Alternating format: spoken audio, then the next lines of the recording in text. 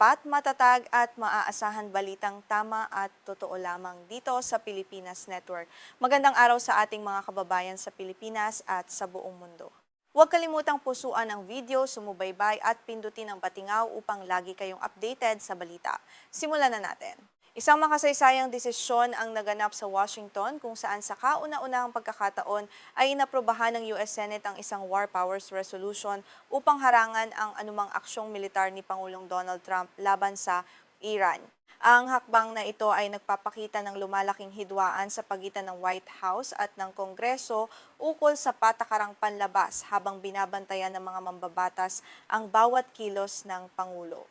Ang botong may resultang 50 laban sa 48 ay itinuturing na malaking pagbabago sa takbo ng politika sa Amerika. Ito na ang ikasampung pagkakataon na sinubukan ng Senado na pigilan ang giyera at sa wakas ay nagtagumpay ang oposisyon sa tulong ng ilang mambabatas mula sa partido ng Pangulo. Malinaw na hudyat ito na hindi basta-basta papayag ang lehislatura sa mga sarili ng desisyon ng ehekutibo. Bagamat ang resolusyong ito ay simboliko lamang at walang buong puwersa ng batas, napakalakas pa rin ang mensaheng ipinapadala nito sa buong mundo.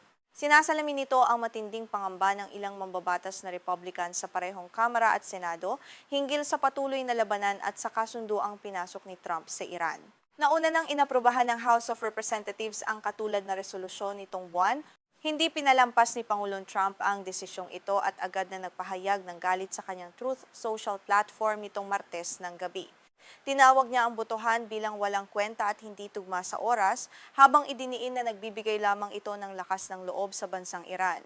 Ayon sa Pangulo, ang ganitong mga hakbang ay nagpapahina lamang sa posisyon ng Amerika sa gitna ng mga negosasyong pandaigdig.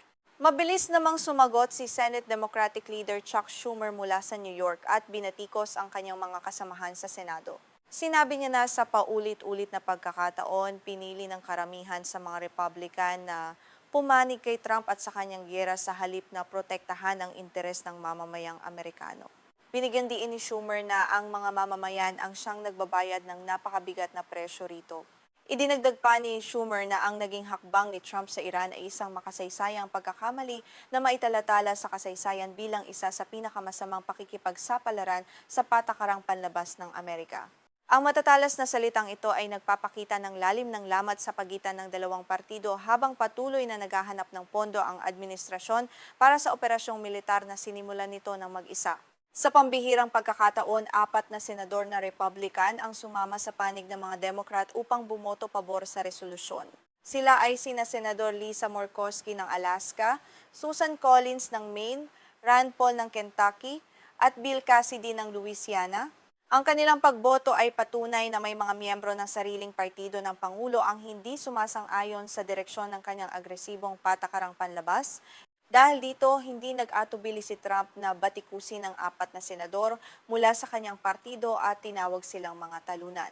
Ayon sa Pangulo, ang ginawa ni Murkowski, Collins, Paul at Cassidy ay nagpahirap lamang sa kanyang tungkulin na makipagnegosasyon ng maayos sa Iran.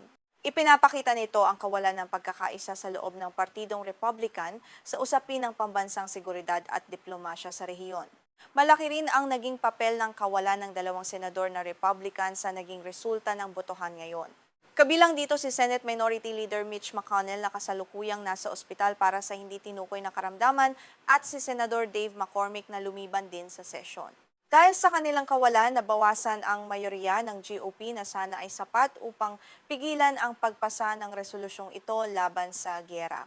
Ang botohan sa Senado ay naganap sa panahong humihingi ang Pentagon ng karagdagang 80 bilyong dolyar mula sa Kongreso para sa digmaan sa Iran.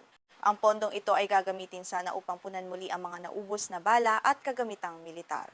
Gayunpaman, dahil sa resolusyong ito, mas lalong naging mahirap para sa administrasyong Trump na makuha ang suporta ng lehislatura para sa patuloy na pagpopondo ng digmaan. Upang maresolba ang lumalaring krisis sa loob ng kanyang partido, nakatakdang makipagpulong si Pangulong Trump sa mga senador na Republican sa Capitol Hill. Layunin ng pagpupulong na ito na talakayin ang lumalaking pagtutol ng ilang mambabatas sa kanyang kasunduan sa Iran. Inaasahang magiging mainit ang diskusyon dahil marami sa mga miyembro ng GOP ang hindi kumbinsido sa mga tuntunin ng kasunduang kanyang nilagdaan. Bago ang pagpupulong na ito, lumipad patungong ibang bansa si Vice Presidente J.D. Vance upang makipagnegosasyon sa Iran hinggil sa kanilang programang nuclear. Ang pagpigil sa ambisyong nuklear ng bansang Iran ang isa sa mga pangunahing dahilan na ibinigay ng administrasyon para sa pagsisimula ng digmaan.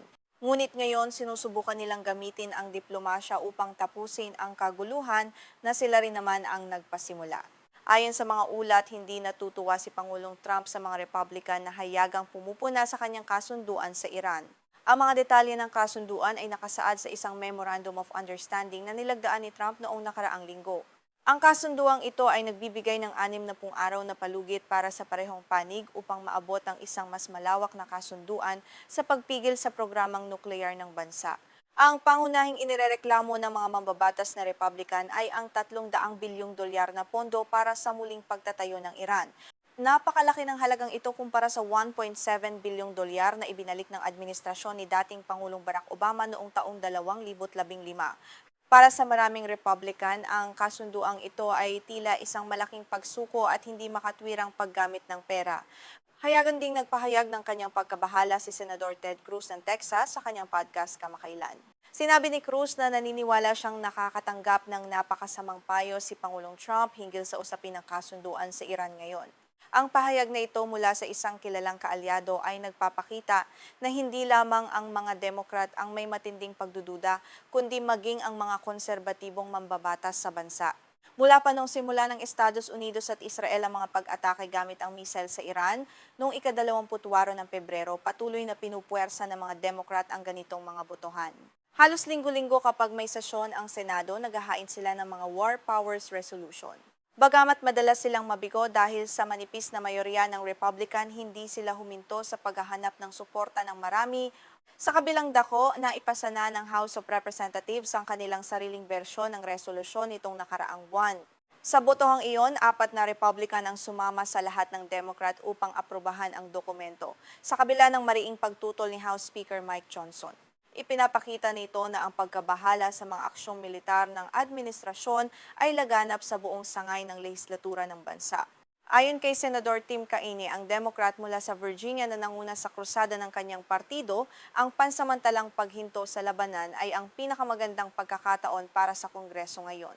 Sinabi niya na habang sinusubukan ng koponan ni Trump na patatagin ang marupok na tigil putukan, dapat samantalahin ng lehislatura ang oras na ito upang suriin kung ano ang susunod na hakbang para sa pambansang interes. Sa gitna ng kaguluhang ito, humihingi si Defense Secretary Pete Hegseth ng karagdagang pondo mula sa Kongreso upang mapunan ang mga nagastos sa operasyong tinawag na Operation Epic Fury. Ang kahilingang ito ay umani ng matinding pambabatikos mula sa publiko, lalo na't nahaharap ang maraming Amerikano sa mataas na presyo ng bilihin at langis. Marami ang nagtatanong kung bakit bilyon-bilyon ang napupunta sa digmaang ito. Binatikos din ni House Democratic Leader Hakeem Jeffries ang hiling na pondo at sinabing hindi na dapat gumastos ng kahit isang sentimo ang mga nagbabayad ng buwis para sa tinawag niyang epic failure. Sa kabuuan ng labanang ito sa pondo at kapangyarihan sa pagitan ng Kongreso at ng White House ay magpapatuloy habang sinusubukan ng administrasyon na ipasa ang kanilang higanteng badyet para sa depensa ngayong taon.